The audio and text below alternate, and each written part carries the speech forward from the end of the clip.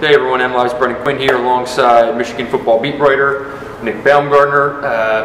As I said in today's live updates post from the press conference, I've run out of cliches for the submarine emerging or submerging or whatever. Michigan football actually kind of showed its face today. Jim Harbaugh, his first press conference in 21 days, first time speaking to any members of the media in 21 days, a handful of players, some actual information. Today was essentially game week leading up to next Thursday's opener at Utah for the Wolverines. A couple nuggets to discuss here, Nick. Start with the quarterbacks. Nothing determined. Harbaugh kind of hinted that there was going to be a number one announced next Monday, and then didn't commit to announcing a number one, but then in the end it still sounds like it's been determined, but it's not announced. He didn't even, I mean, he sort of said he knows who it is, and then sort of said he didn't, and then 15 minutes later Kyle Kalis said, we know who it is, and he said, and I'm pretty sure you guys know who it is too. I'm going to guess here and say that probably means it's Jack Rudock. I don't know if that is totally accurate, so we can't really say that's who it is. So we'll have to wait and see. I mean, basically, and Kalis even said it still is something that they rotate through. I still think we're supposed to talk to Rudock and Shane Morris tomorrow, so I still think there's probably time, for Shane Morris, if he is in fact running number two. Just time for him probably to make up some ground there. So, so no decision made yet, or no decision announced anyway. And then Harbaugh said, which I thought was interesting, given all this secrecy, he said Utah has told us they're going to give us their depth chart on Monday, and when that happens, or if that happens, I'll give you the depth chart too. So we'll know at that point, I guess, who it is, and but from there, I guess it's still something. I think he even hinted that that'll be something that is closely monitored, not just for week one, but throughout the rest of the season. And that guy will have to play with whoever it is. Will have to play sort of with one eye over his back, I would think. Yeah. Just a little bit anyway. And when asked to clarify if it will be a definite number one on that depth chart, not necessarily. Harbaugh kind of hemmed and hawed on that one, but Brian Monet, most people it was out there. It was known that he suffered a major injury during camp and is likely lost for the year. Jim Harbaugh confirmed it today. Ripple effect of that. The defensive line is very deep for this team. If there's going to be a place for a major early injury, that would probably be it.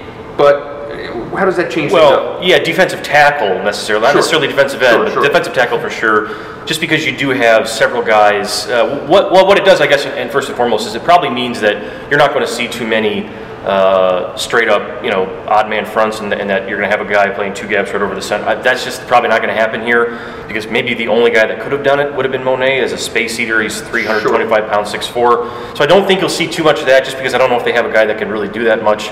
But the good thing for them is, Chris Wormley talked today. Chris Wormley has played basically every position on the defensive line. Ryan Glasgow is a very capable nose guard. Willie Henry can play 2 or 3 spots on the defensive line. Same thing for Maurice Hurst, so and so on and so forth. They've got a lot of versatile guys who can kind of fill gaps. Now, it is a loss because Brian Monet was going to play a lot for them. He was going to help them a lot. But in terms of if you had to have it happen at a position anywhere on the field, that might have been it, because especially inside, because you got a lot of guys who played a lot of football who can kind of rotate in there and fill that spot.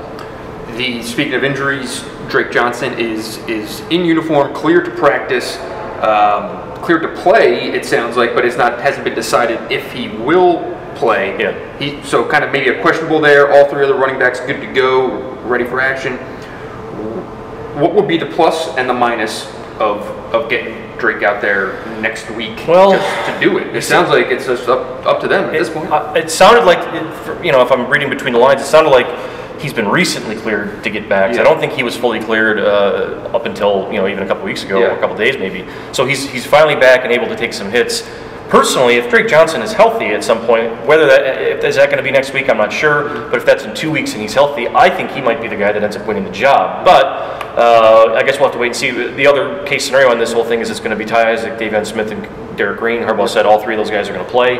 I would assume that you might have one guy start the game and maybe get a few more carries, but I think you'll probably see that split pretty much even thirds, unless somebody gets a hot hand and they take off from there. Maybe that's the situation where the only way you can finally separate that position is throw them out in the field, and whoever answers the bell gets the job, at least early. I guess the thing to remember in all the depth chart battles, and in an instance like Drake Johnson coming back and getting reps in practice, is it is a short week.